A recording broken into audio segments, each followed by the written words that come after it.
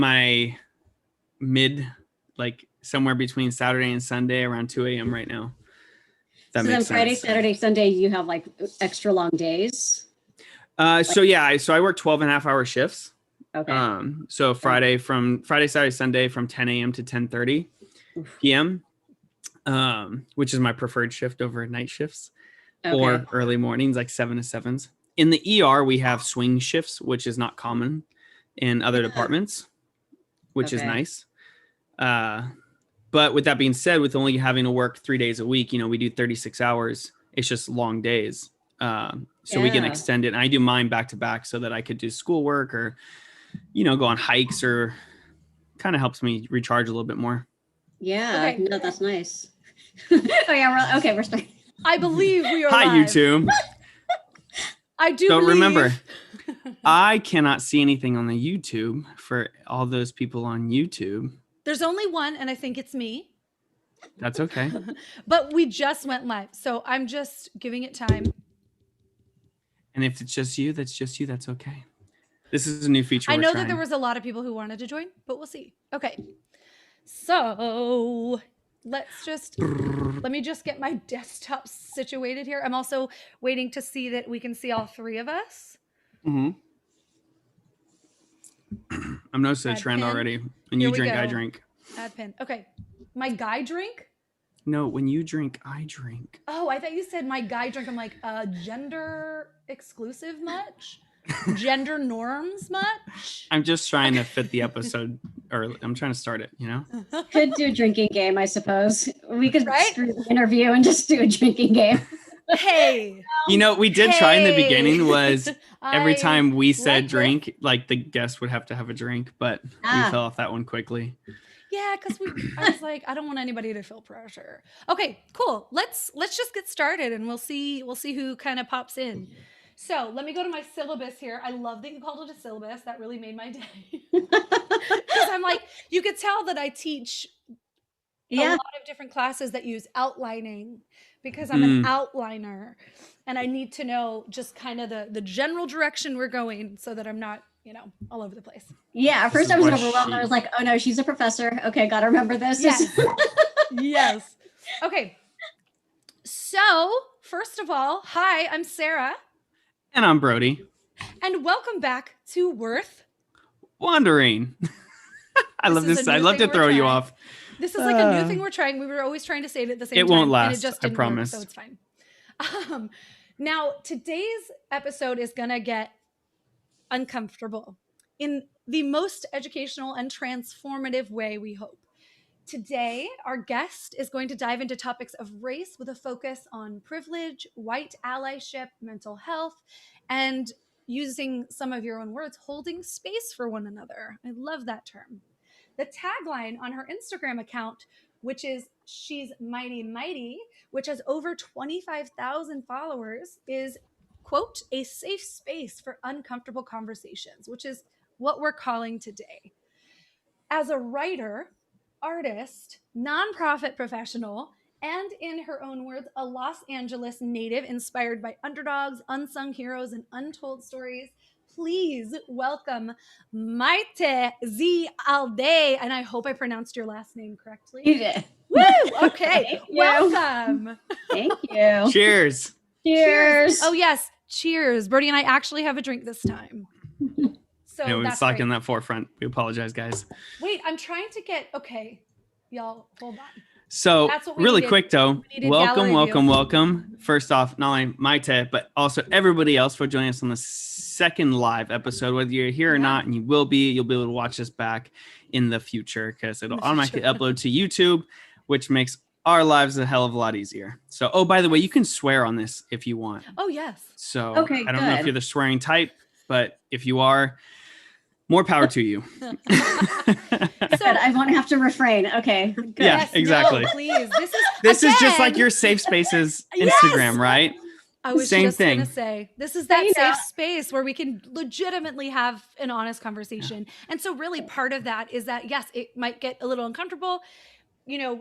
Brody and I talked beforehand about it is often uncomfortable to have conversations, especially about race when you are part of the, privileged group who is often, well, yeah, the oppressor, right? So it's an interesting topic that we're going to discuss today, because I think it's important that we invite everybody into this conversation about how do we do better, right? So my first question to you before we really dive deep into the topic today is, what got you started, or how did you get started as an influencer and, using your platform for change or social change? Oh, it was totally accidental. It was Really? Yeah, it wasn't intentional. It was just, I'm always writing, and it was, I had been doing a lot of my writing on Medium, or there was this other platform, Zimzum. Yeah. And I just needed to be able to get my thoughts out of my head, and without overthinking and over editing. Yeah, that's a big thing to try and do as a writer. Yeah, and I think that was the beauty. That's been the beauty of Instagram, is that I could just post my, quick writing without overthinking and over editing. And so first post, well, it really started with, I started collecting mental health stories, and these stories where any person I met, I just kind of took on this idea of, it was meant to be. So, someone sitting next to me on a plane, or someone, the ice cream truck driver that comes through my neighborhood. I just started people, kind of like Humans of New York style, except with New York, I'm always so curious about the person taking the photo. And so that's why I would take a photo of myself with a person and do like a short story about them. I like that. Yeah, and I think it's just, I like the idea that if I treat everyone as not an accident, in terms, it's not accidental that I'm running into this person or meeting this person, then I have something to learn from that person. But the thing that blew it up was I posted a story about how I continue to check my biases. And you said check your own biases? Yeah, how I check my own unconscious biases. And I reflected on the story where I talk about colorism, colorism and anti-Blackness. And so there was an affirmation that I wrote, which was, kind of saying, no matter how open-minded, socially conscious I think I am, I still have hidden biases, and I need to check myself. And even as a woman of color, I still need to check myself. And so that's the thing that kind of went viral. And and so now here we are. And, so I'm still talking about these issues. So whether it's social justice, mental health, those are the things that I really care about. I love that. And that's what drew me to you. So I actually found you through other mom groups, because I, as you might know, I'm going through my second bout of postpartum depression, and having that community is so important. And so I actually found that a lot of the women that I was following would repost your work. And I'm like, who is this woman?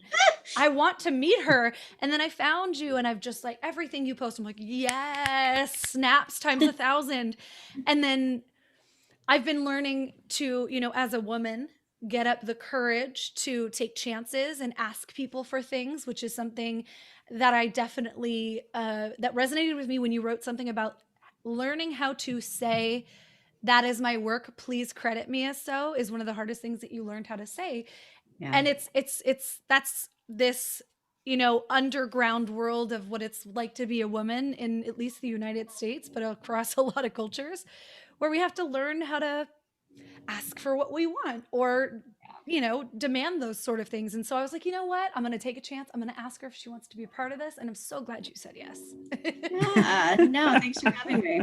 Yeah. And your work is really, really beautiful. And I love that it spans across so many issues, but it's all integrated. I mean, mental health and race and gender and all of these things are integrated. They are who we are as people. And so thank you also for starting this whole dialogue with people are people. And I just want to know people's stories. Yeah. You do a really good job at sharing those as well. And I think you do a good job from what I've seen is bringing different areas or genres, for lack of better words, together. So like you'll see a lot of pages and stuff are very one area focused, and you're doing a very good job at blending everything together and helping a lot of people see the big picture overall. Oh yeah. And some of those posts we are going to actually really deep dive into just because I think were really profound for a lot of your audience.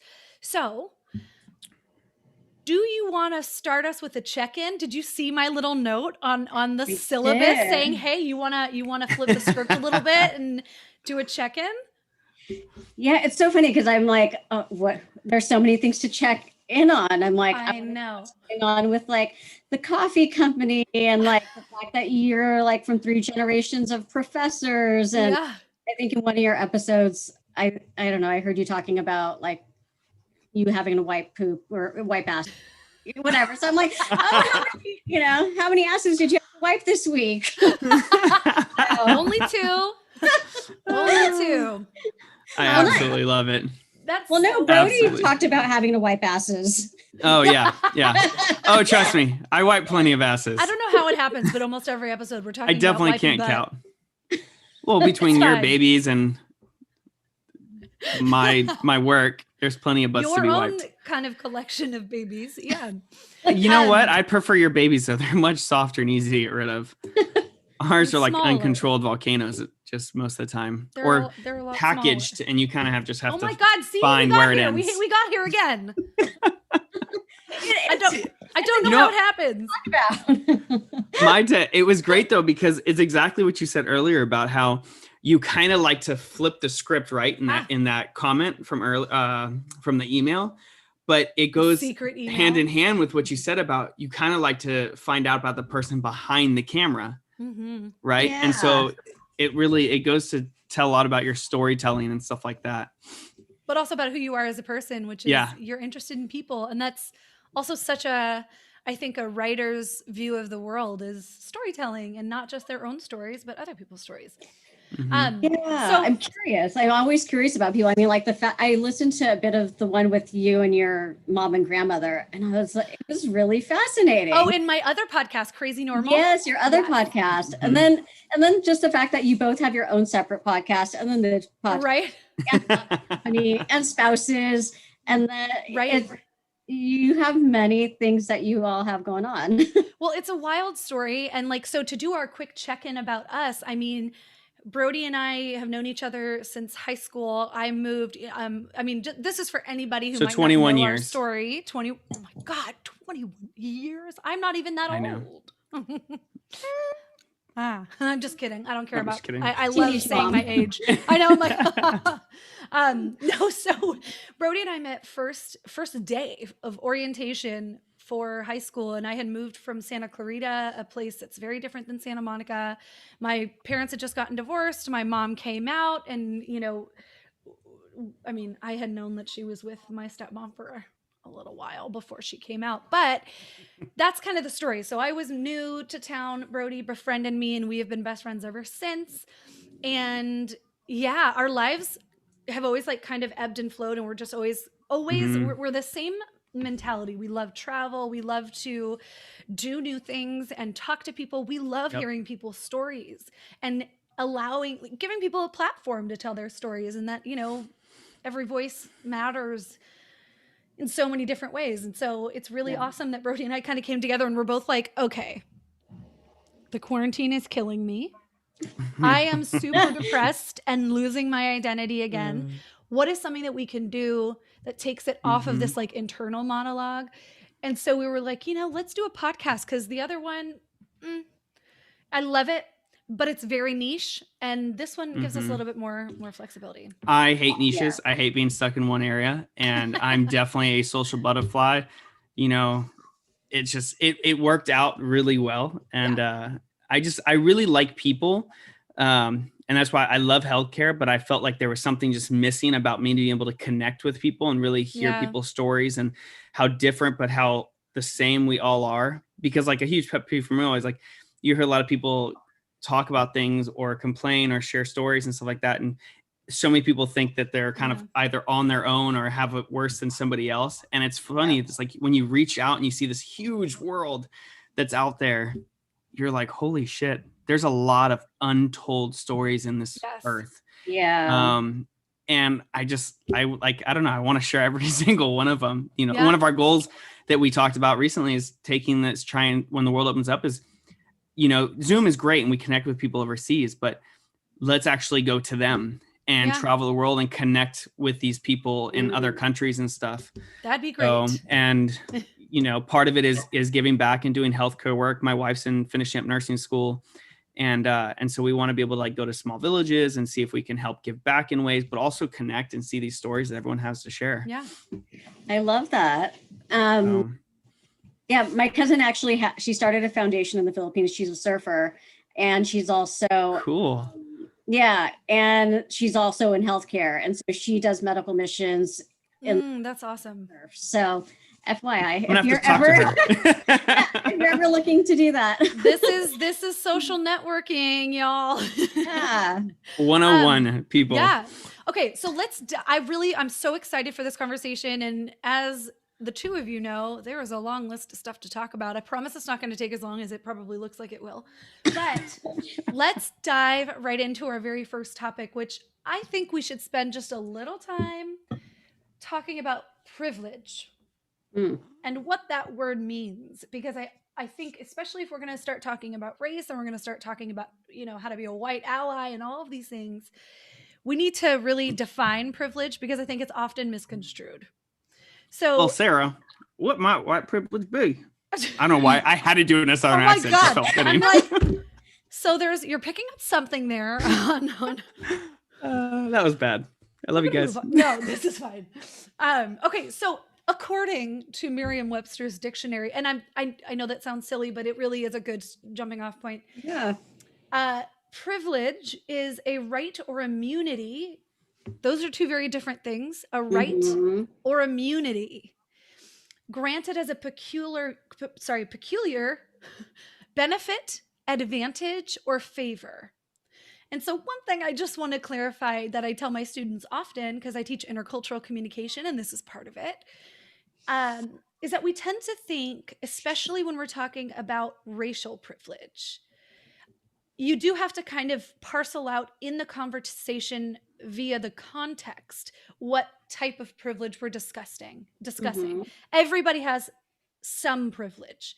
It's often in the form of, you know, stuff like, did you grow up with books in your house? More than 10, 25 books in your house? If you did, that's a privilege that other people did not have, because it allows you to be more adept in language and reading skills, which gets you farther in school because it's easier for you, right? It's little things like that. If you were born without a disability, you have privilege.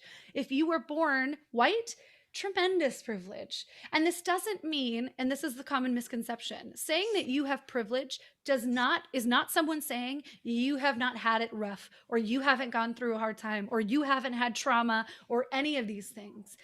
It's just recognizing that based on certain elements of your circumstance at birth, including your race, gender, socioeconomic status, sexual orientation, religion, did I say environment, right? Like where you live, what kind of parents you have. If you have parents, you know, those types of things, you are born into certain rights and certain benefits that other people don't have. And so when we're talking about privilege, I just want to make it clear that especially when we're talking about privilege today, we're talking about a lot of the time white privilege, right? The privileges that you get from being a white person. So do you want to add to that, Maite?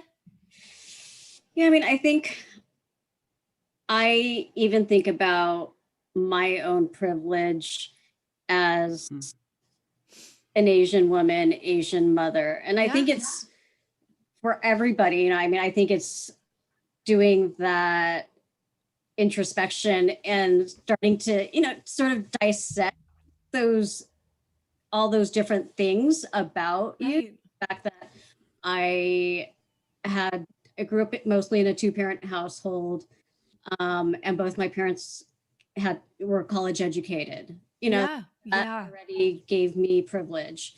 Both my parents were employed. You know, I didn't have to worry about food. You know, so I think those are all the things that I think about too, in terms of, so whether it's race, gender, you know, sexual orientation, ability, even religion, wealth, even skin color, you know, whether you're on the darker spectrum or on the lighter spectrum. You know, I think you definitely see that with people of color, whether it's the Black community or Asian community. I'm somewhat in the middle. You know, I'm neither fair and I'm not dark, but I get dark. I can get really tan. So, and actually something that you mentioned in one of your articles that you wrote, which we're going to talk about soon, but you wrote that your husband, if this is okay to share, can pass as more of what would you say? How did you phrase it? I said that he can pass for being Latino. And so it was right when COVID started, and there was, you know, a lot of anti-Asian sentiments and being harassed. And so my conversation with him was that you can pass for being Latino. It's probably safer for you to go to the grocery than it is for me, because I look only Asian. I can't pass for anything else. And so, you know, I don't know if I would consider his ability to pass a privilege, but it was just but in that specific circumstance, in that specific time in history, you do have to weigh those like consequences, right? I mean, that's really intense. And so I think in that respect, when someone doesn't have to make those kinds of judgments or have those kinds of conversations with their spouse, they're coming from a place of privilege. And you know, I was having a conversation with one of my girlfriends. It was during the summer. And so she's white, grew up pretty poor. And she was struggling with the whole idea of white privilege, because she's like, I grew up poor, and so I never thought of myself as privileged. But once we started getting into the conversation about just on the surface, if she and I were to walk into a room, you know, who has the advantage already? She has an advantage most often. And so, you know, I think I think once you take away like the academic definitions and you know, it's basically that who has the who has the power as soon as you walk into a room, or even on paper, you know. Oh, absolutely. I think that's so well put. And so I think this really hopefully makes sense for when we use that term, you know, if we end up using it throughout this, because it's really nuanced and it's super complex. And so it's a hard word to understand, kind of like defining culture. It's like we live and breathe it every single day, but when we are asked to define it, it's tough. And I'll put this out there too. I mean, you know, like I said, so you and I kind of talked about, I work in an ER, and it was very interesting. You know, you hear a lot of when COVID's first started, and you hear a lot of like the racial slurs and the jokes about Asians and stuff like that, because it came from Wuhan. Right. And I mean, we had two incidents that I witnessed firsthand there, where, you know, a gentleman came in our booth, in our triage booth, get checked in, and he flat out was like, we asked the same questions. You have shortness of breath, blah, blah, blah, going through your screening questions for COVID. And he said, I ain't have no damn kung flu. And I was just like, oh my God. And I paused for a second, and I just remember it, and it felt like, you know, like 2 minutes that I paused, and I looked at him. It was, you know, maybe 2 or 3 seconds. And I was like, are you kidding me? Like, this guy really just say that? And so, and I just remember looking at him going, so I'm going to stop you right there. We're not going to do that here. You're here to seek emergent medical attention. And that's what we're focused on. Okay. We're not going to have any sort of racial slurs. Well, it's not a racial slur. Listen, this isn't an argument. This is me talking and informing you. This is how it's going to be. Like, and so, and those are kind of barriers. And we talk a lot about on this podcast is creating barriers, right? It's like picking and choosing your battles of conversations that are worth trying to get that education value out of, or not. And it's the same thing in the ER, where it's like we create barriers very quickly if something changes that just doesn't fly with us. Are you talking about like boundaries, like setting? Sorry, barriers, boundaries. Yeah. Yes, So we okay, set, that's it. what I meant to say. Thank you for correcting me. It No, was it's like the those, same. It's the same idea. It's actually a beautiful metaphor. I was just making sure. It's just boundaries though, right? And so it's like you have to set those boundaries. Yeah. And I'm sure, especially if you're, you know, if you are Asian and stuff like that, when those things are, you're like, how am I supposed to have a conversation with these people when these people are, quote unquote, you said something on your Instagram post about a lady in a grocery store being afraid of you.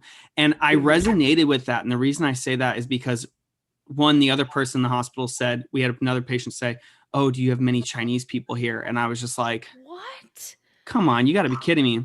But the other one was, I remember when this started, and if you walked around the street in your scrubs, people would cross the street, look at you, and put a mask on or yell like you're disgusting and stuff like that at healthcare providers when this was going on, just because we were on the so-called front lines of it all. And I was like, man, when I was just reading your post about you being, I think it was Trader Joe's, I was like, it just kind of brought back that moment of working in healthcare and like just people thinking we're infectious, right? And I'm like, so they think we're infectious because we have a disease on us, on our scrubs, right? On our uniforms, or that we are positive.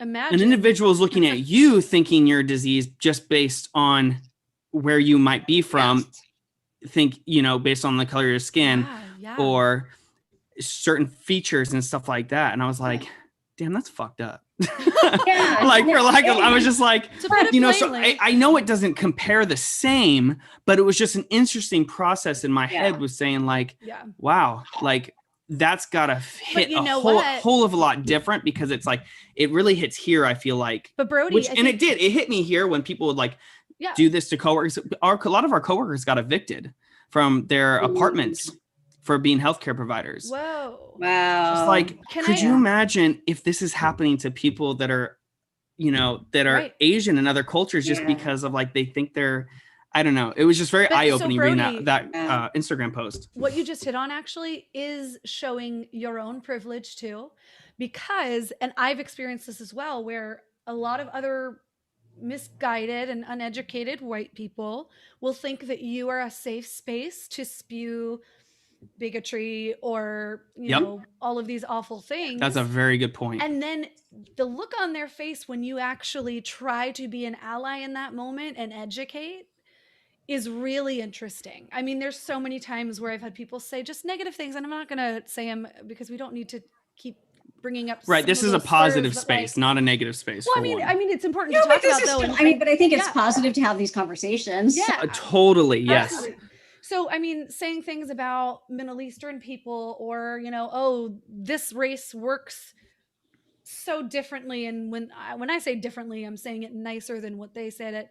And I often just look at that and go, wow, what privilege I have that someone feels safe to say that to me because I'm a white person. I mean, I sure, there are some people who will say that full on to the people that they're being hateful toward. But most people know that it's wrong and won't say that unless they think they're in the same company. Yeah. So I think that is really where we're going to start talking about how do we be allies and how do we kind of change the dialogue and open up conversation about race in ways where we don't have to feel afraid to kind of check one another. Yeah. So yeah. Were you going to say something?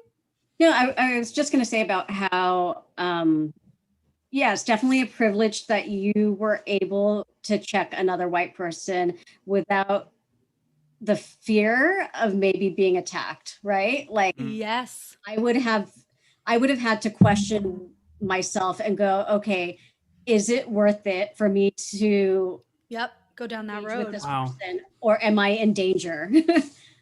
Absolutely. That is such an interesting and not even perspective, just a truth. Yeah. I feel like, and I was going to ask you, like, and if you wanted to add detail to that post, you know, that I was referencing to, like, what was going through your mind? Like, did you have that fear? Did you have a fear that like you might be hurt or someone might do something to you or anything? You know, I wasn't sure what, I mean, she didn't seem threatening, but I just, sure. It's just, I think after, you know, the third or fourth time she looked at me, I was like, oh, there's something going on. There's something there. You know, at first I thought, you know, because I first tried to smile. We weren't wearing masks yet, right? And so, so there was just that vibe going.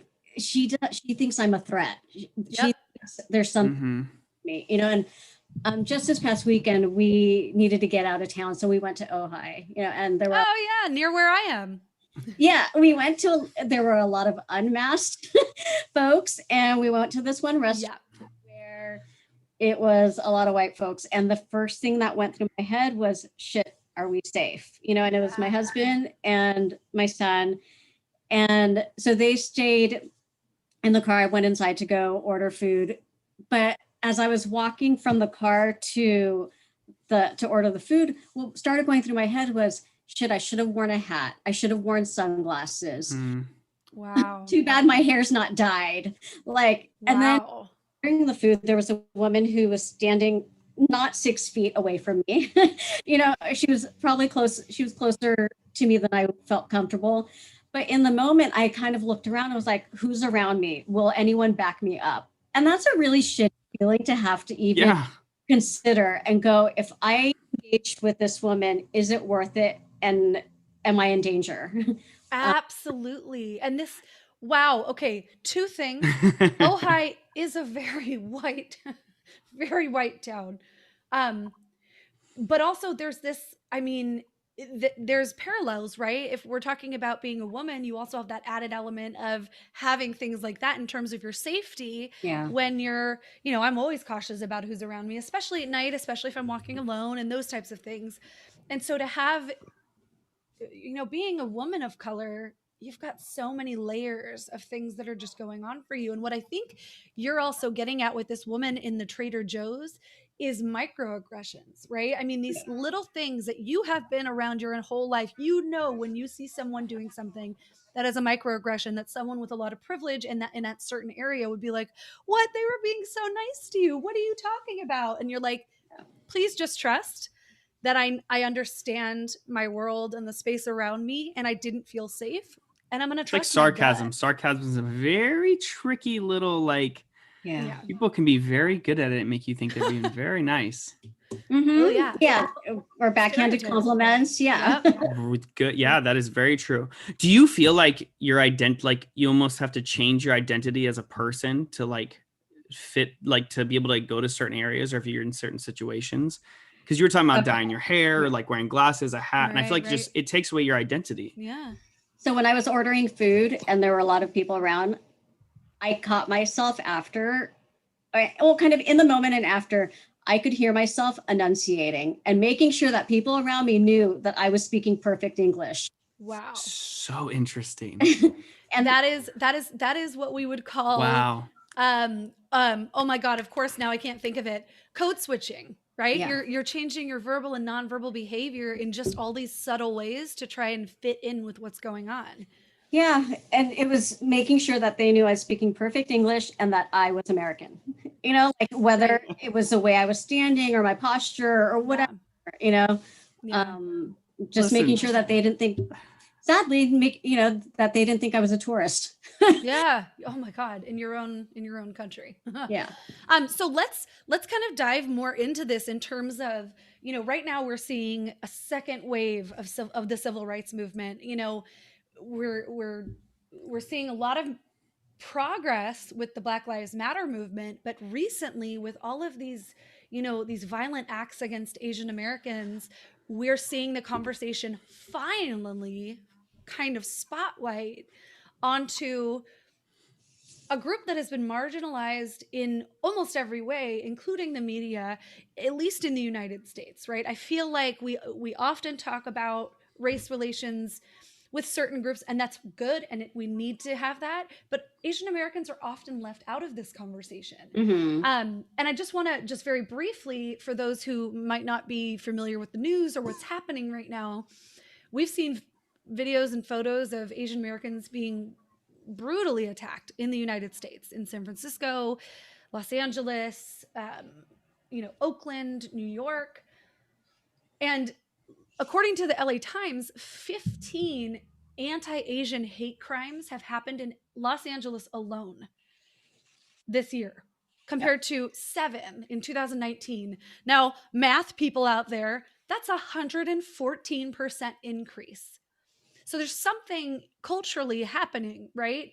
The NYPD reported, so this was in New York, that anti-Asian sentiments jumped 19,000%. Like, sorry, 19,000, did I say? I was gonna say 1900. 1900. I'm like, yeah. whoa. That's my call. That's my attention getter. Just, no, but sorry, way too much. 1900% in New York City, which is still an insane number. And that's in 2020 as well.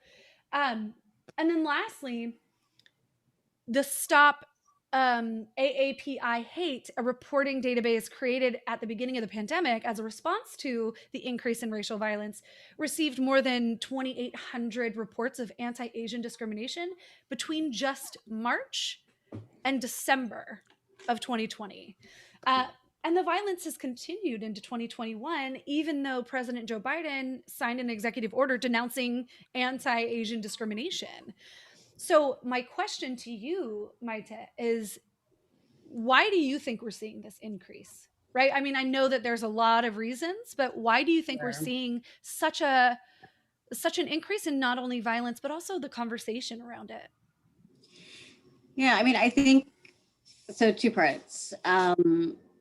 The increase, I think a lot of people in the Asian community have been saying that when Trump started things like Kung flu or Chinese flu or Wuhan flu, like it really that gave people permission in some way to buy into that and attack the people in the Asian American community. But I think even though that there was that resolution 908 condemning all forms of anti-Asian sentiment, the thing is, though, like 164 of the representatives voted nay, and they were all Republicans. I mean, you would think that this kind of resolution would get like unanimous support. Yeah, because it doesn't make sense that why would you ever vote against something that stops someone from being attacked verbally or physically? Yeah. So that's interesting. I did not know that, Maite, and thank you so much for bringing that up, because like that just means that like people like at your leadership level, think about your job. Like if you're at your favorite career and you're like, I love this place, blah, blah, blah. But if you're on a board and that committee didn't vote unanimously on like, I don't know, increased wages, whatever. Your there you go. Like your coworkers. And then imagine just 2 of the 5 people didn't vote for that. Yeah. Like, I mean, it's representative, and it says something to our culture and our country. It says to the people that think it's okay, it is okay, and to the people who it only takes one of those people to make a statement. And it's like in media, the bad outweighs the good in the media, right? All we focus on is the bad things that happen. It's that one person. It only takes one person, right, to start a wildfire or a forest fire. Yeah. and to have 164 members vote against it. And, I've been I tried looking for the articles or, their explanation for why. Right. And I couldn't find anything that I couldn't find anything and so I'm still looking for it, but right, because we also deserve as a nation to hear the explanation of why we are quite literally putting some people below a bar of basic human, value. I mean, it's wild. Yeah, I don't get it. And, and I think a lot of credit goes to people like, Amanda Wen, who's the executive director of RISE, who made that, which went viral, and really calling out the media for not bringing enough attention to this topic. So I read that article and it's phenomenal. We'll link it in this YouTube video and the podcast episode. So, I think more power to her and to, groups like Stop AAPI Hate for really, bringing this to people's attention. So. Yeah. Brody, do you want to ask that follow-up question? So I was going to say with that, so then with all that being said, we've seen in the media, right, a little bit about the attacks on Asians and stuff like that, and the beatings and whatnot. And a lot of people have only shown Black men assaulting these individuals. Yeah, and that was one of her posts. One of your posts was talking about this, and it got. And I kind of wanted you to just talk about that post a little bit and just your personal thoughts on it. Yeah, what would you say to those people who are blaming Black men? Yeah, I received, some comments, people posting about, well, there was one in particular who was very. I saw. Yeah. Okay. So you saw that one, right? Oh, where yeah. she was like, all of you Asians just need to do what we whites did and, do an Asian flight, white flight, get away from communities where there are Black people. And so I think it was just really. That was seriously, I didn't read the comments on it. I just read the art, what you wrote. Maite responded with just the most graceful, calm response I could have. I mean, I would have lost. Take me through that response, Maite. Well, my initial responses are always "fuck you," "what the fuck's wrong?" My initial, and I start typing that out, and then I go, "Okay, back up and breathe." Yeah, breathe. You should never respond to an email or text message when you're pissed off, right? Right. No. So, that is always my initial response whenever I get those kinds of comments. But which is fair, by the way. Like, why is it always people who are being, marginalized or oppressed or violently attacked that have to take the high road every single time? Yeah. Frustrating, but I'm so sorry. Keep going. No, but I think that's part of what I'm trying to do just for myself as well, is how do I don't know where this person's coming from or why they feel the way. Obviously they're coming from a place of fear, So or miseducation. Fear, miseducation, ignorance, just straight up racism. But really, I just tried to explain to the person that, yes, the attacks that had been shown in New York and in the Bay Area, yes, they were committed by Black people or, Black men. But largely, the rest of the 2,000 other hate crimes, it was done by all sorts of people. Of all different backgrounds and ages. And so it was just trying to, share some of the data and the statistics. Right. Say, okay. The reality of it. So I think when I can step away from the keyboard and take a breather and come back with a much more mature response, that's what I try to do. Which is takes so much energy and so much strength. So I give you a lot of credit for that. Thank you. Seriously though. Why? So I don't know. Can you shed some light on this? This is a question I was just thinking of while you're talking, is why is it that some people get so focused in a world of cultures and races and ethnic backgrounds and all this stuff, a world that probably, I would love to know statistic how many people have actually traveled the world and been to other countries. I would really like to know the number on that, because I think that plays a lot into your education. Absolutely. Because what school teaches just isn't what really should be learned. I think that traveling the world and visiting these places and having someone teach you live there would probably be ideal. But why is it that people seem to seek out and only blame certain cultures for certain things? Right? Does that make sense at all? No. I'm asking. Yeah.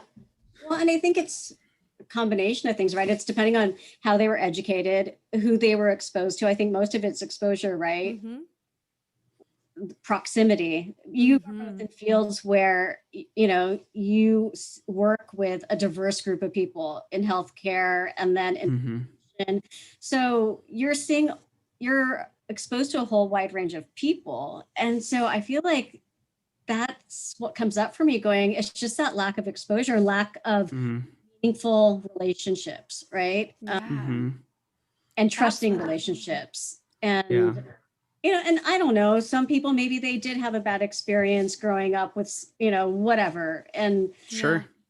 That one, and so they have that single view of a certain race or a certain ethnicity. Yeah. They just never even tried to break out of that to befriend anyone else. I don't know. What is that? Fear, lack of empathy, lack of compassion, ignorance. Right.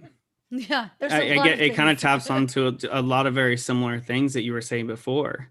How do you think people could build that trust in with people? Like, how do you think we can build more trustful relationships with people that might have had hardships, from their childhood per se? Yeah. Like, well, I think therapy. Oh my God. Well, and I guess an even good question would be, I guess maybe obviously building those trustful relationships, trying to break down those barriers with other individuals who might not see eye to eye and trying to help educate, obviously. But there's reminded me of a question I was talking to Sarah about, and I think this was just later down the line, but I just am so curious that I'm going to ask now. It's like, going out of line. I love going out of line. How do you have these conversations with your children? Like, what kind of conversations could be had with your kids? You are so ahead of the curve. Listen. I know. I'm sorry. No, but I think it's perfect. I think it's a perfect moment. It's fitting to what we're talking about. Because you wrote a whole piece. Hold on. I just have to plug real quick. April last year, you wrote a piece entitled "Talking to My 7-Year-Old Asian American Son About Coronavirus Discrimination." And it was so moving. And it's like, how do you explain, or how have you even explained to your son what's happening around him? Yeah, I mean, I think I try to have really open conversations with him about a whole range of things. And, last year I did take him to 2 protests, to 2 Black Lives Matter protests, family-friendly protests, and so it gave us an opportunity to have that conversation around, why are we doing this? And, and I broke it down in a way that he would understand. And, and I kind of explained it in terms of bullying. Like, if you have friends who look a certain way, who are being bullied all the time, is that fair, or is that fair? And so it was just having, and I think that's the beauty of kids. They just get it. They understand what's fair and unfair. I even talked to him about like the wage disparities. I was like, that's amazing. If someone who looks a certain way gets $1 for the same job that someone who looks differently, looks different, 70 cents. And he's like, that's not fair. Right. A kid understands wage disparities. Yes. But that's so interesting. You're explaining it from a way, you're not pointing out specific groups. You are saying very broad spectrum, because kids are also, they can't understand at the depths of what is going on in the world. It's very hard to go that deep with a child, right? They get it. I mean, but the way you're saying it though is like, if you take this, like, you're not saying this versus that. You're just saying, is it fair for somebody and somebody? And like, and it kind of sets that mind in their eyes that you're not labeling anything. You're just saying in general, listen, for the rest of your life, is it fair for anybody of any difference to like, it's so interesting. Kids are phenomenal. These kids are seriously going to grow up to change the world. And I'm so excited. Like, I don't want to get old and die, but like, I really hope, and I feel like these kids are going to grow up to create so many amazing spaces for people. Well, can I kick a scenario real quick? Cause I'm thinking about, our sons are going to be, your son is almost 8 in this April. He'll be 8. He is 8. He is 8. He is 8. Okay. Yeah, he's 8 now. Yeah. I'm like trying to deduce from like the time you wrote the paper. He was 7 then. So I'm like, okay. It's Sherlock. But let's look at the difference between what these conversations with our children might sound like based on me having a conversation and you having a conversation with your son. With my sons, I'm raising white males like who might identify as men. I don't know yet. Yeah. They might be straight. might be gay. I don't know yet. Those all change their level of like viewing the world in a certain way, right? Mm-hmm. But regardless, I don't have to have a conversation with them that starts with, here's how you need to protect yourself in this way, this way, this way, this way, that are related to their race.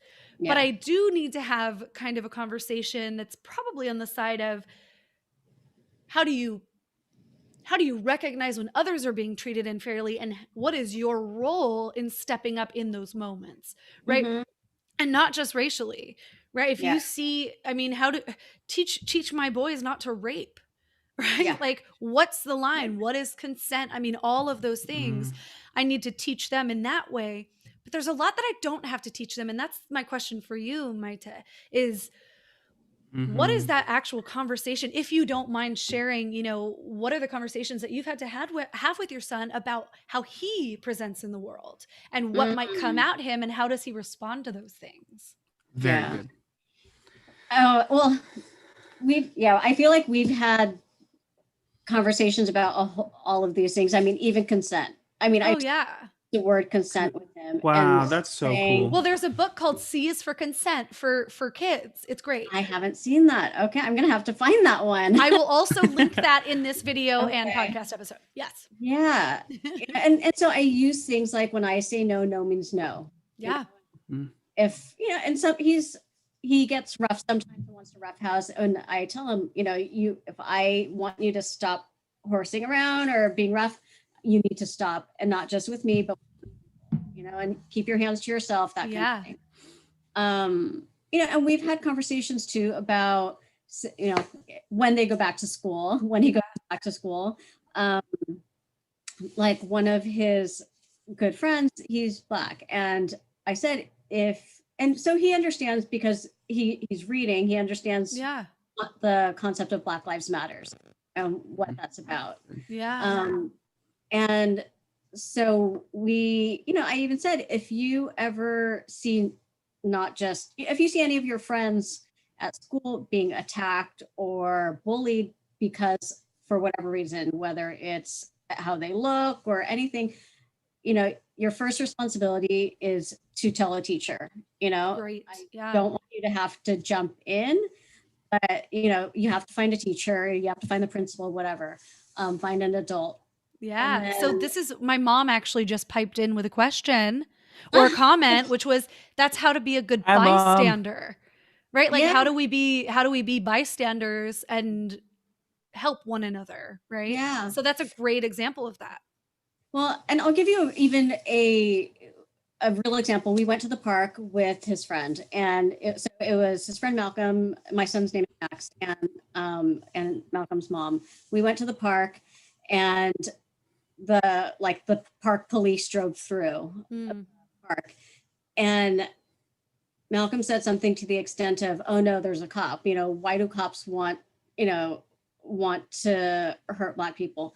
And then Max said, I saw him, he kind of went in front of Malcolm, and then he came back to me and he's like, "Mom, I tried to go in front of him so that the police wouldn't see him." They understand these things. So like, my son trying to protect his friend. And that's just, it's unfortunate, That brings tears to my eyes, because you're supposed to be able to be a kid and not have to really understand that the way that the world works is that you need to hide a friend of yours from people who we know might hurt him. Like, that's nuts. I mean, they're 8 years old. That's wild. Yeah. And the conversation I've had with, my friend Melissa, Malcolm's mom, has been, we've talked about how they're both 8, but in a few more years, there's going to be a difference between them. Malcolm's going to be a Black young man who is seen differently than my Asian American son. And so it was, it's a sad reality. And I think of the conversations that we have, and I've talked to my son too about when I was first attacked when I was 9 by 4 white boys. Whoa. So you wrote about this, I think. Yeah, so I wrote a little bit about that, and so I've told my son about it, and I said, the words they used were ching chong chang, and they were me, and I said, I hope one day you don't ever experience it, but you might, and I want you to know that it has nothing to do with you, like you are. No.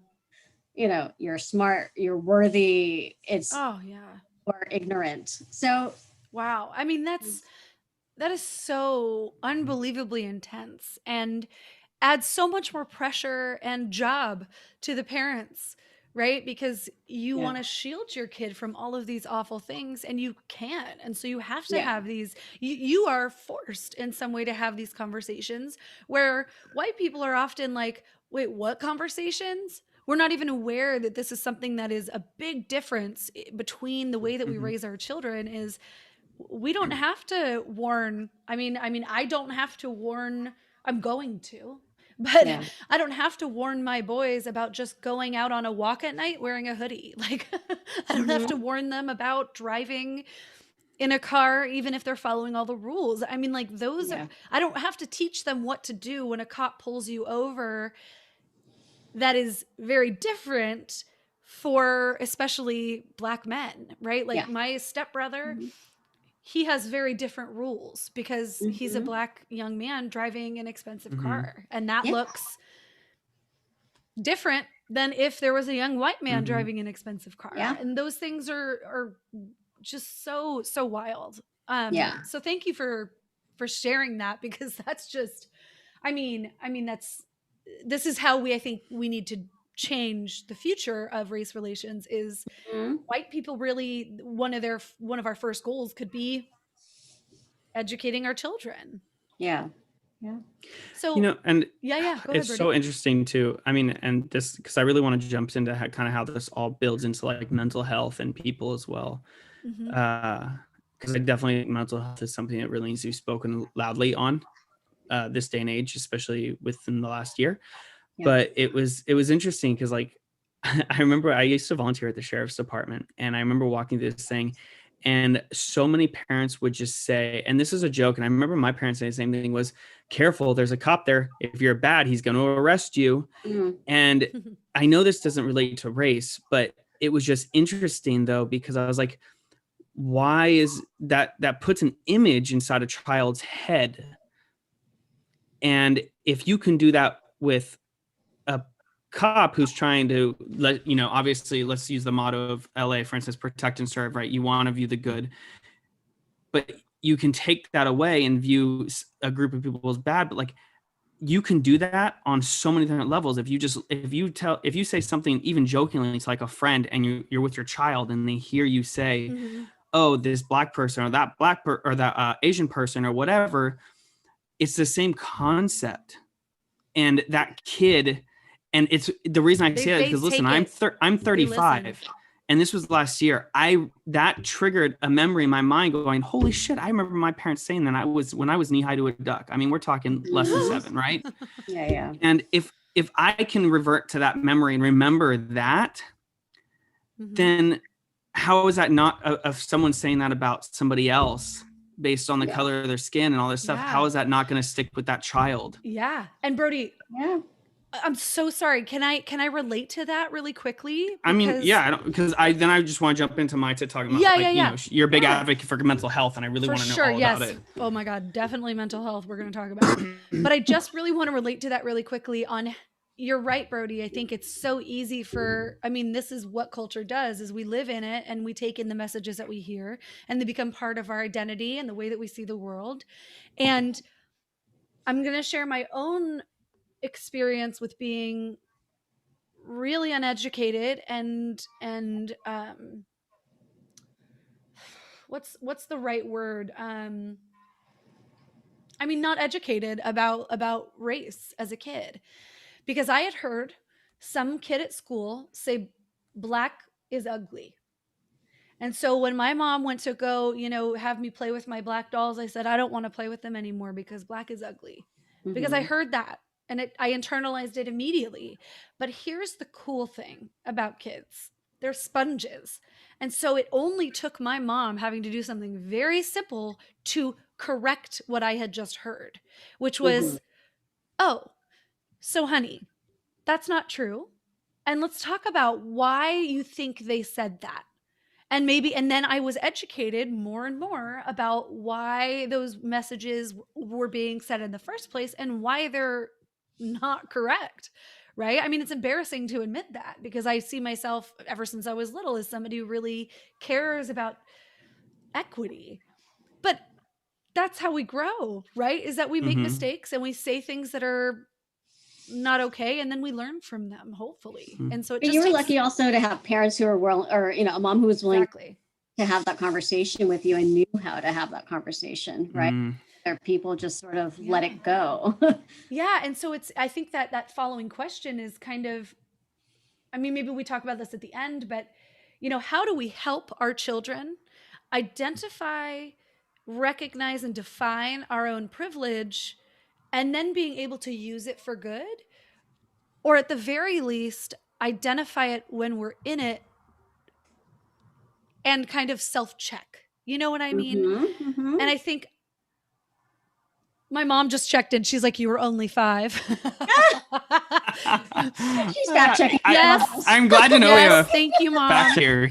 It's very hard to do. but I mean, ultimately, that is how simple it can be. I think that as parents who are trying to be woke, so to speak, or educated about race relations and wanting to be allies and advocates for change, it doesn't need to be like, oh my God, you need to know everything about race and how it works in America to help your kids understand it. You ask questions, you answer the question that's in front of you the best that you can. And if you hear your kids saying things that are not appropriate or misinformation, it was as simple as my mom saying, oh, honey, that's so not true. Yeah. I mean, like even just that.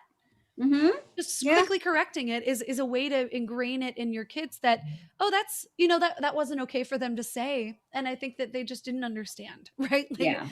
So I think that was just a formative moment for me. And it brought me up to be then the kid in the class in like 3rd, 4th, 5th grade, drawing pictures of, all the world's different people holding hands around a globe saying like, we can be equal. Yeah. So it does make a big difference. The way you speak around a kid changes everything. So go ahead, Brody. I'm so sorry. No, you're fine. I think that was a great connection that you made there.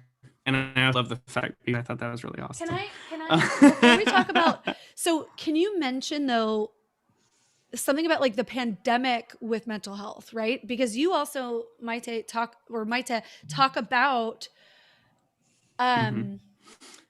sorry, I'm like, people are sending in comments. It's exciting. And I'm like reading at the same time as I'm talking. You were talking about how, everybody is struggling with mental health right now. So I did a little research. I obviously have mental health issues historically, but a lot of people, they did a study, the CDC and Monash University did a study where they looked at what were the kind of adverse mental health conditions associated with COVID-19 during the pandemic. And 40% of a sample size of about 9,000 said that they were suffering from substance abuse or some sort of mental health crisis. That's massive.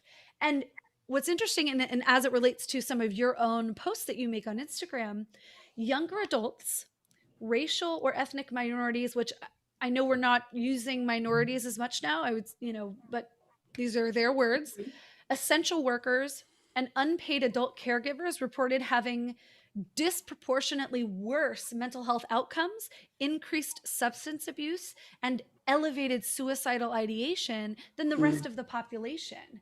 And so this is something that you've talked about, Maite, which is how have, kind of Black, Indigenous, and other people of color been affected by mental health issues differently than white people, especially in any time, but also during the pandemic. Yeah, I mean, I think it's so layered, right? Especially if you take the last year, there's COVID, there's already the, income disparities. And so there are people who are losing their jobs. And then, like say, Brody, you work in healthcare. So I'm guessing you probably work with a lot of Filipinos, maybe. I learned very quickly. Okay. One of my good friends is Filipino, and she said, "Have you ever worked in Filipinos before?" I was like, "Who's Filipino?" And she goes, See? "I am." And I was like, "Oh, well, that's cool." And she goes, "We're gonna have to teach you some things." And I was like, "Okay, cool."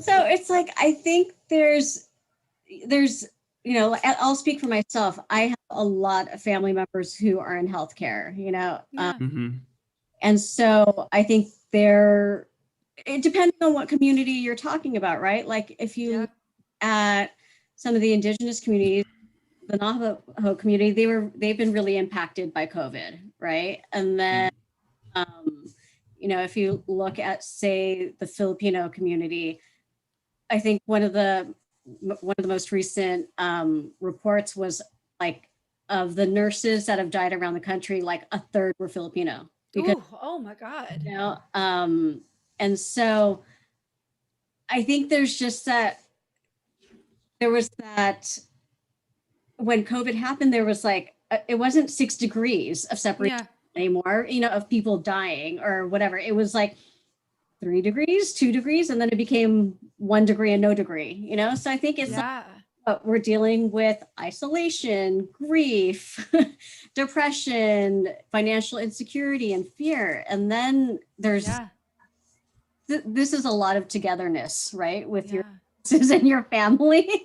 Like, there's not that you just, there's not that time to just take a breather and, and get out. So it seems like there's just so many different layers to it all. And I think it's also surfacing inequities that we already see in our culture in terms of, you know, who's on the front lines, like you said, but also, you know, the people that we call critical kind of frontline workers, not just not just medical, but also the people who are working in the grocery shops, delivering groceries, people who cannot afford to work from home or don't have the option to work from home. There's huge inequities there. And so it makes sense that the inequities that we already have established in our society are really becoming apparent when the line is being drawn in the sand between, you know, people during this time. Yeah. And I think we're trying to tell people, okay, take care of your mental health. But if you don't have health insurance, you know, okay, yes, maybe there's, you know, low cost mental health access, or, you know, but it still costs something. It still costs something. It's not free. And then there's still the stigma around mental health. And culturally, many cultures are like, absolutely not. That's showing weakness and it's not okay. So And, you know, I didn't have any examples.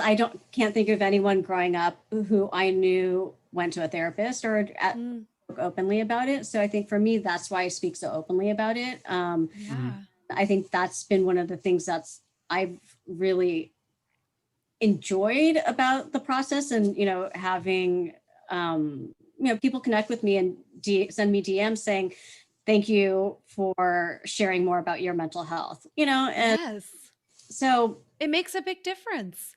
Because if you're vulnerable, other people are allowed. Exactly. So I think it's just giving people permission. And that's totally, I think that's really important. Is this what you mean by holding space? So you use this beautiful term, holding space for one another. Is that kind of what that means? Yeah, I mean, I think it's just listening, right? It's not me trying to tell you how to fix your, you know, postpartum depression. You know, it's not me telling you how to fix you. You know, I think it's respecting that you are going through your struggle, however you need to, but then is there anything that I can do for you? Do you need anything, you know? And also taking people at their word. And this is a big thing in race relations in the United States, is like, we don't believe people's stories. This is also gender related. We don't believe women's stories when they talk about sexual assault. We don't believe men's stories even more when they talk about sexual assault. We don't trust that the person in front of us who's telling us a story about a moment in time where they were discriminated against or oppressed, as that is your true lived experience. Like, listen. Yeah. Hold space. I love that. I do think that when it comes to certain conversations and certain people, especially, I think a lot of what we're learning tonight is how your environment can affect your perspective on things as well. But what you're talking, like kind of what you're talking about is that, like, how do I say this, is when it comes to certain people and thoughts and environments and stuff like that, people will take value away from other people. So say you don't really view feminism and this kind of thing, right? And say Sarah were to talk about your rape story, that person might devalue your story, not because it's your story, it's just because you're a female and your story might not hold as much value as a male saying he was raped to that person. Yeah, I don't know if that makes sense at all. Those are those were those hidden biases. But, and Maite, you're talking a lot about layers, right? And it's crazy, like how you kind of peel back layers and stuff like that so much. But as you were talking about layers, it really had me thinking about the article. What article is something about a Marine and the Iraqi. And you talked about how multiple sides have forgiveness, like, in the House of different Peace. stories and stuff like that, right? Yeah. And I don't know, can you tell me about the article? It's a really good article, and I didn't realize it was yours until finally I was digging around. I was talking to Sarah about it. I was like, where the hell does it say her name? And it's like the smallest print in the fucking world. Tiny. And I'm like, so funny. Come on. Yeah. So the background behind that story is, so I had started, I saw a post or a story in the New York Times about a Marine who was being accused of a hate crime. Is it a hate crime or is it PTSD? Because he had attacked someone in an Iraqi restaurant in Portland. Well, it turned out when I saw the article, it was my classmate. So it was my classmate from middle school, elementary school. And your classmate was the one attacking, or they attacked you, or the attacker? Yeah, he was a Marine. Wow. And so, I just started following his story, and then I saw him post a picture of himself with the restaurant owner who he was accused of, committing this hate crime, and a picture of them. And I was like, what is going on here? Like here, there were all these other articles about him. And so anyway, I call it the nudge, the holy nudge. I love that. To contact him and just said, hey, I know, like, we haven't talked since 7th grade, 8th grade, but I saw the New York Times story, but I also saw the picture you posted, and I feel like there's a story behind that picture and I want to learn about it. So of course, I love it. Yeah, and so I spent months interviewing him, and I spent months interviewing Jay, the restaurant owner, and it was just so interesting to hear how their stories were and their lives were so parallel. And interesting. It was yeah. Can I ask? So, I mean, I read it, but I would love to read just the last paragraph. Really, I mean, I was in tears. I mean, lately I've been in tears because so much is so beautiful right now, even in the midst of all the chaos. But is it okay if I read just the last paragraph? So it said, and is it Jaith or Gaith? Jaith. Gaith. Getting to know Damien and Jaith referred a few other things for me. There are always multiple sides to a story. Nothing is black and white, and an apology doesn't have to be complicated, just sincere. I was also reminded how satisfying it feels when I get to know people on a deeper level and travel outside my comfort zone. Through Damien and Jaith, I was able to assess my own blind spots, biases, and ignorance. And then at the end, you say, I consider them my friends. They've taught me resilience, forgiveness, and compassion, and my world is a little bigger than it was before.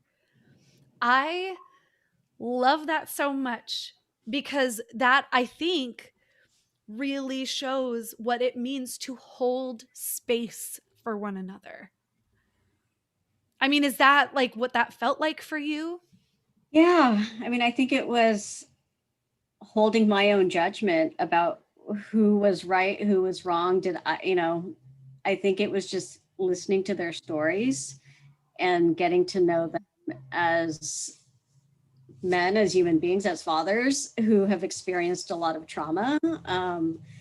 And yeah, I think it's just seeing someone else's humanity. I mean, how that sounds so simple, but Yeah, I mean, it's how we forget. for people, right? I mean, we do forget to see other people as people with faults and, you Mhm. know, inability to learn, but it's just not always the case. And so I really love that piece was just so beautiful. Can you also clarify, they were actually became close, Yeah, they became friends too. which Yeah. is that's huge. And that's why that right, I mean, we will also post where you can see this article, but it's just beautiful, and it really shows how you can overcome differences when you think you Yeah. can't, right? Because right now we see America split into two camps, Yeah. right? And a lot of my students, including myself at times, will say, there's no way I could come face to face with, like, let's say a KKK member and try to see it from their perspective.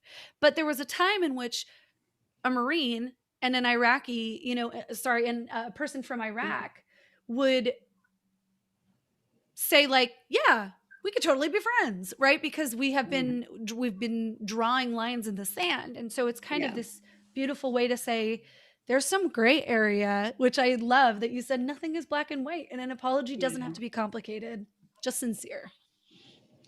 Yeah. I mean, I think that's all it comes down to. I mean, and I think that's one of the things that I try to even show my son is, say my husband and I disagree with something or on something, or I do something to my son. Yeah. And I bother him, I apologize to him, and I'll just say, Yeah. and he'll call me out, and he'll say, Mom, that wasn't nice. Cause I can still be really sarcastic, and I'll be like, Mom, that wasn't nice. And I'll say, you know what, you're right. That wasn't nice of me. I apologize. Forgive me. Okay. You're raising a really good kid. If he's calling you out, that's amazing. I know. It's not always great. It doesn't always feel good though.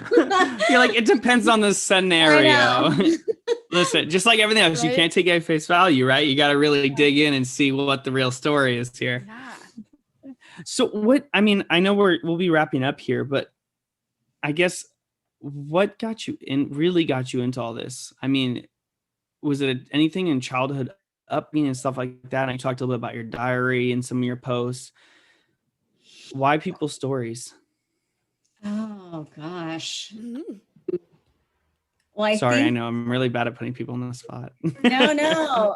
I mean, I think so. I'm 44, and You look great. thank you. Seriously.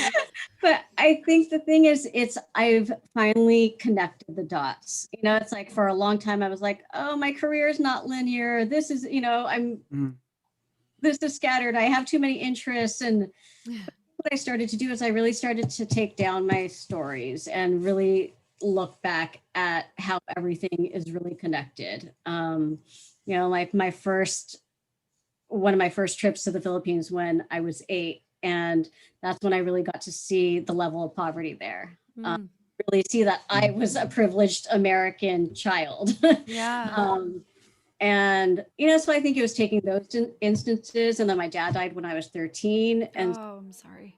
my mom was my age now with 3 kids to raise, all of a sudden she became a single mother. And so I think it's just all of those life experiences and going, oh, they connect. And, I thought maybe because I thought I wanted to be a doctor or a nurse or something. So I volunteered in a hospital when I was in high school, and I hate the smell of hospitals. So so it was also that thing where I was like, that is not my calling, and it was like trying all these different things to know that that is not what I'm supposed to be doing. And I'm just genuinely interested in people and curious about everybody's stories. And, I think I'm really interested too when I see people, on the street who are unhoused or homeless. And what comes up for me is I go, oh, there's someone's child. Yeah. That got, and what got them there. So, I don't know. I think it's just this genuine curiosity and love for people. Yeah. I was just going to say, that sounds like an empath to me, just somebody who has empathy and really cares. Yeah. So I love, Brody, that was like such a beautiful question to ask her. And I think we could kind of end it with maybe a few pointers on how to be kind of an ally, how to, just how to be an ally in these times, right? As a white person, how can we turn our either our ignorance, or if you are a white person who does care, but you have this white guilt that then actually is making it about you again instead of people who need the support. How do we do that, right? Is it by checking our privilege? Do we read books? How can we be better? I mean, I think three things come to mind. It's one, educating,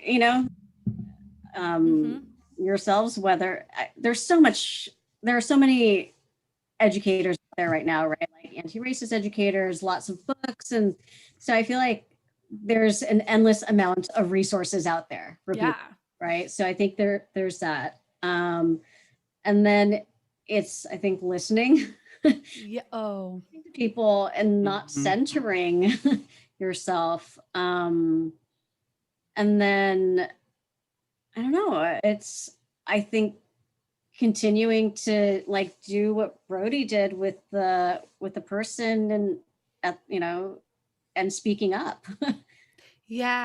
People out. I mean, position to call other white people out. So. That's part of the privilege. That's part of checking. I mean, checking your privilege can come in a lot of different ways, either by checking your hidden bias or being able to say, oh, this is a moment where I could step in and I have enough privilege that I won't be, necessarily verbally or physically attacked for saying something to another white person who's not acting good, It's funny. I'm learning so many terms and stuff like that goes along with that scenario. But these are, and as Sarah knows, like in my heart, all I want to do is do good for people, right? I just don't necessarily have carry to back that and the understanding, like privilege and all these other things that Sarah teaches me on a regular basis, and all of our wonderful guests. But it's just in those moments for me, like I said, I don't know the terms or labels to identify with, but it's just, be a fucking good person, for Christ's sake. Like, I can't stand it. I know, it seems like it's the hardest thing in the world right now for some reason. Do what is right and don't be afraid. Yeah. It's a good saying that I know I have this wonderful saying, which is be the change you wish to see in the world, by Gandhi. And it's an amazing saying. Really what stands out to me is, God damn it, what is it? It's I know, right? It's this amazing saying that I love and I forget it. It's because you were so passionate about it. I know, right? I don't know why I said that in a sexy porn star voice. You know what it is? Are you doing the right thing because somebody is watching, or are you doing the right thing because it's the right thing? Yeah. Mm-hmm. And that always, it's something like when I train people at work, it's like, I'm like, listen, when it's slow and there's nothing to do, are you going to sit around on your phone and talk shit about somebody, or are you going to do the right thing? When no one's watching, when no one's watching you, because there's no management on the floor at night, right? So it's accountability. Exactly. And I think that's what you said, Maite. Just don't. Wait, what did you say? Asshole. Don't be an asshole. Oh, I thought she said douchebag. I was like, yeah, absolutely. Don't be a douchebag. Don't be a dick. Don't be a jerk. Yeah, we don't douche anymore in the ER, so don't worry about it. We can say that now. Oh my God. Okay, my last question. Last one, and then I swear we're wrapping up. I mean, we could do this for days, but we will end it. But I just have one question as somebody who's trying to be an ally, who, one of the things that I keep reading on a lot of the Instagrams that I follow is, as someone who has privilege, you can offer your platform for people to tell their stories. And right now, Brody and I have this platform of the podcast. It doesn't have a huge following. No, but we're getting up there and we're trying to do good, right? And so my question is, what does it look like to give somebody a platform in reality? For instance, I follow a lot of people who speak about, racial and gender equity. And I wanted to reach out and just kind of say, if you want my platform, you can have it. Mm-hmm. But at the same time, I am wary of the fact of saying, even if it's somebody who talks about social justice issues, how do I approach somebody, let's say, a Black man who's talking about violence against Black men, and say, hey, do you want to be on my podcast to talk about, some of the things that you discuss on your Instagram, without also making it seem like, is race the only thing a person of color can talk about? Right? Like, how do I honor the topics of conversation that, Black, Indigenous, and other people of color want to speak about, and not assume what that's going to be? Right? Like, how, in your mind, how could we be a good ally, and how could we offer that platform in a way that doesn't also minimize, their scope of conversation? Well, I feel like your questionnaire was a really good starting point, right? That was all Brody. Yeah, that gave me, this is what I usually talk about, but I'm completely open to talking about periods, whatever. Yeah. Me too. So, right? Yeah. I know nothing about them, but I but I think it's there's some things I know from working in the ER. Yeah. But I think it's that thing of, I learned about you through this post or through the work that you're doing, but are there other things you're interested in, that and awesome. Like, even as a person of color, my husband does not want to talk about race all the time. He wants to talk about sports and photography, Brody was saying this earlier today. Right. I mean, I think right now we're so quick to put everything into race and what's going on versus, I don't remember how exactly I put it earlier, but that was it. Like, we spotlight people. It's just everything goes to, well, we're talking about XYZ. Oh, but race. And it's like, every conversation isn't about race or black and white or this and that. It's people also want to talk about like their lives and their travels and where they've been and, their love for photography or whatever it is, feel the person, listen, like you said, and I love this about you, listen to the person before you jump right into something. Because you never know where it's going to go. Listen. Yeah. Don't listen to ask. Oh my gosh. What a beautiful place to kind of end this conversation that has been transformative. I know. And so, this is great because, Maite, we're just going to have you on and talk about something totally left field. Whether it's periods or, are periods different in the Philippines? I don't know. Okay. Well, did you know I learned something from a YouTube video that what country is it that's right on the equator? And if you stand here, right, the water goes straight down. If you stand here, the water spins clockwise. If you stand here, the water goes counterclockwise. I thought that was an urban legend because I went to Australia and the water didn't swirl a different way. No. They literally pulled out a sink, poured water into it, and it happened. Okay, we're gonna have to link it into the YouTube. Yeah, this is a whole nother. I would love to do this, like this testing of all these, tales about different countries and cultures. I love that. That's amazing. I don't know. But yes, we have to have you on if you're more than happy, if you'd love to come on, and you'll be one of our many repeating guests and it'll be awesome. Yeah, I think we should maybe next time I will interview you too. Ooh, flip a description. Okay, I like that. I like it. I like her energy. I was going to say, oh my God, maybe I shouldn't say this out loud. I was going to say, nope, I'm not going to say it. It's too bad. It's too bad. No, I'm not. Well, then when things open up, we should all get together and. Yes. Yes. Okay. I will say it. I was going to say, there's this thing that my cousin always says in her podcast. She goes, you're giving me really big dick energy. And I'm like, there needs to be a better genderless version of that where you're just giving me like bad bad boss bitch vibes. You know what I'm talking about? Where she could just run this show and we'd get. But Sarah, then we talked about the word bitch earlier and who can say it and who can't say it. Yeah, in-group, out-group dynamics, kidding. Brody. You're allowed to say it to me because I know we have an understanding. There's an understanding. There's an understanding. I told this to him earlier. I'm like, in-group, out-group dynamics. My mom wrote, "Don't say it." I said it. I'm sorry, Mom.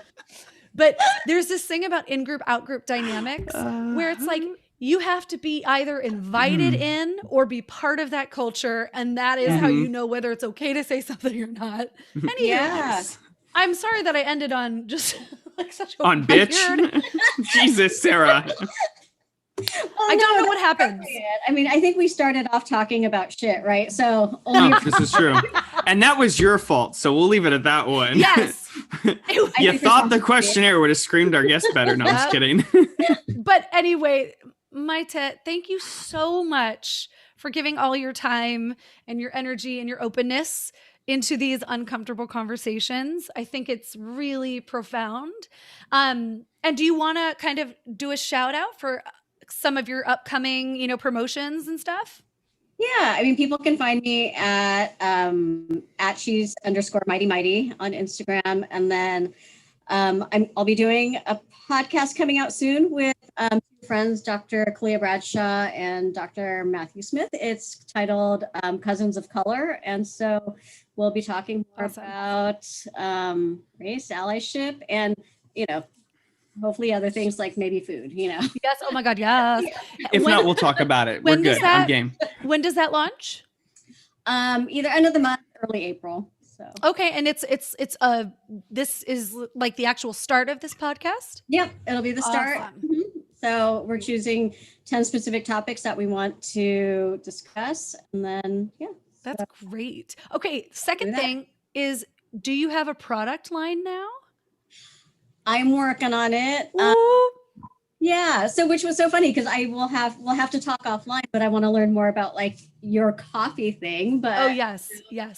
We'll stop the YouTube live in a second and we can. Yeah. But anyway, Brody, do you wanna do the whole ending? The whole spiel. Listen, I don't have a spiel anymore. All I have to say is, listen to all you Android people. I love you to death. But I get tons of remarks from you guys saying, "Oh my God, I love your podcast." I told my therapist about it, and I don't even go to therapy anymore. What somebody said, because the podcast is so helpful. And the podcast isn't even just about mental health. Like, we talk about everything from periods to race, to communications, to relationships, to business, to whatever it may be. Right. But the point is, I've gotten a lot of great feedback from a lot of Android people, but you can't listen on Apple Podcasts, so you can't leave a review. You can't even listen on Apple Podcast? Nope, you have to listen on Spotify. Are you serious? What I'm going to do for all you amazing people out there, because I love you to death, and many of my good friends are, including my brother-in-law, is I'm going to create a review thing on the website so you can go to and leave a review. Because as you know, this will go into spiel, is head over at Apple Podcasts and don't forget to rate, leave a review, and subscribe. And share this video. Because it helps us grow. 70% of the population that listens to podcasts is through Apple Podcasts. And that is the only reason it's so important for us is because that's where it kind of pushes us out, is on Apple. So if not, and share the hell out of it, because Maite is absolutely amazing, and you have to go follow her and share this episode, because if you're not, then you're just not a nice person. By the way, we were not on YouTube Live when I first made the connection of the song "She's Maite," and that is the way you pronounce her name. Oh yes, you guys, this woman. So is we a just genius. gotta follow. Nope, that was a different one. Never mind, I lied. No, we did. We gotta follow. So one of our listeners now following you on Instagram. Oh, cool.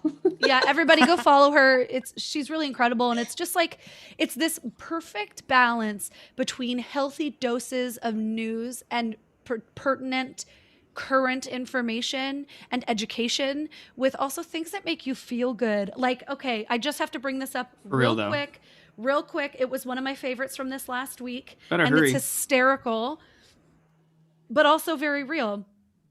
And okay, I know. Just wait. Here we go. It's hope you have a low anxiety, low stress, mild depression kind of week. And I identify with you so much. That is gold. So thank you so much for all that you do. Thank you for being a voice of expression and reason in a time of chaos. And also space. Kind of, I think, a safe space. Exactly, Brody. So everybody, live a life you love and keep wandering. Keep wandering. Thank you for listening. And thank you for all those who joined in on YouTube Live. We will see you in the next one.